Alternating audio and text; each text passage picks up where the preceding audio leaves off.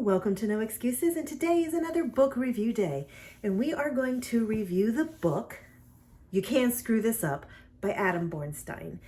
The main premise of this book is the fact that he said the average person knows how to lose weight. They know what's healthy, they know what's not healthy, they know what they need to do. He said it's not an issue of education. He said doctors are trying to educate you, plans are trying to educate you, all of this education. He said the problem isn't education, the problem is with taking it into our minds. Now, he is not a fan of any elimination diet. He's not a fan of any restriction diet. He's not a fan of any of that.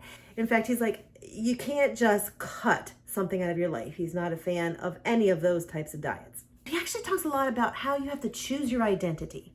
What is your identity? Is my identity, I'm a fat girl, this is who I am, deal with it or not.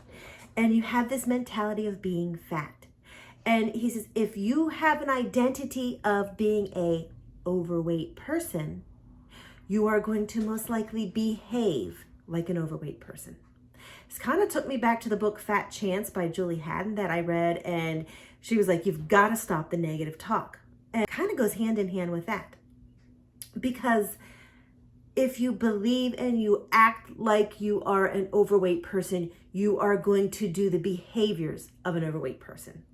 So he said one of the first things to do is to choose your identity. What is your identity? Is your identity as a thin person, as an active person, as a whatever?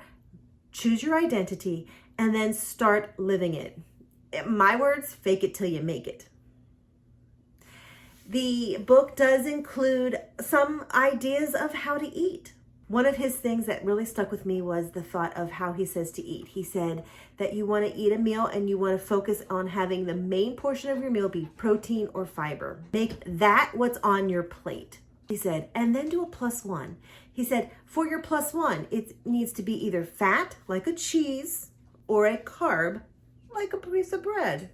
He said, kind of do it that way. Your protein and fiber +1. He said, yeah, you might be able to do a +2, but try to keep it as a +1. And if you do that, you're probably going to lose weight. He had some other ideas in there, and they were all very good, but the +1 really stuck with me. Now, he also does talk against ultra-processed food. These things keep coming back to me. Ultra-processed food, again. I mean, I've read how many books that have talked about it. And he talked about that, and he said, try to limit it. He says, I'm not telling you to never have it. He says, because, if you love Twinkies and you never have them again, it's not going to be a sustainable thing because that's not your comfort zone to give them up. And he said, so he's saying, but limit it, 80%. Knock it down. Only have ultra-processed food once or twice a week. He said, don't strive for perfection because the world isn't perfect. He actually goes on and talks about habits and, does a lot of the habit stuff. And he actually does reference a lot of those big name books that talk about habits. His thing is you need to start with where you're at. So he said you have a comfort zone and that's where you want to be. He said that's fine because that's comfort is sustainable. He said, but what you want to do is you want to really just kind of tailor some habits that are just outside of your comfort zone, but not too uncomfortable. You don't want to be extreme uncomfortable. He says, and you want to actually blend those habits into your life. And then eventually, those habits are now going to be the comfortable habits. He says, and then you add more habits that are just outside of your comfort zone. And eventually, those habits will now be comfort. And then you add more. And then you add more, until your comfort zone is a lot bigger. He said, start with just outside of your comfort zone. And I like this idea. Years ago, I was actually trying to save money. And I was also trying to give up caffeine and soda. And going without was way out of my comfort zone, like way out of my comfort zone. And I actually did it in small, teeny, tiny steps. Plain water to me at that point was just the nastiest thing. It was like, who would want to drink this? Yeah, I know, kind of crazy. So I started with my soda. And at that point, I wasn't even drinking diet soda, and I didn't even want to get to diet soda. But I started with the soda, and I actually jumped to highly sugared Kool-Aid.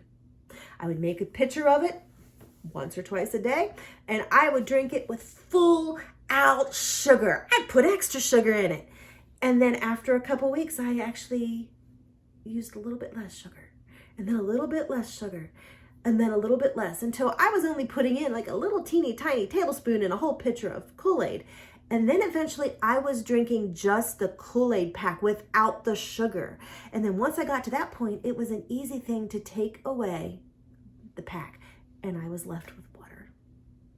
It was a slow thing, slowly building on until it got bigger and bigger and bigger, and I went back down to water. You did it slow, and it worked. So he's a big proponent on that, building your habits, because you have to live in your comfort. And if you're not living in your comfort, you're not going to be a long-term success. The book had a lot of good things in it, and I was actually pretty happy with the read. I actually would recommend it. It's a lot of stuff that's normal and, kind of follows along with what I've been reading lately, but I'm good with that. So if you've read the book, let me know in the comments. If you're interested in it, in the description, I will have a link. And whatever you do, no excuses.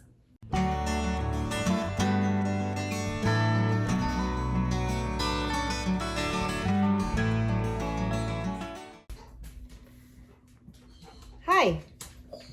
Mama's trying to film a video.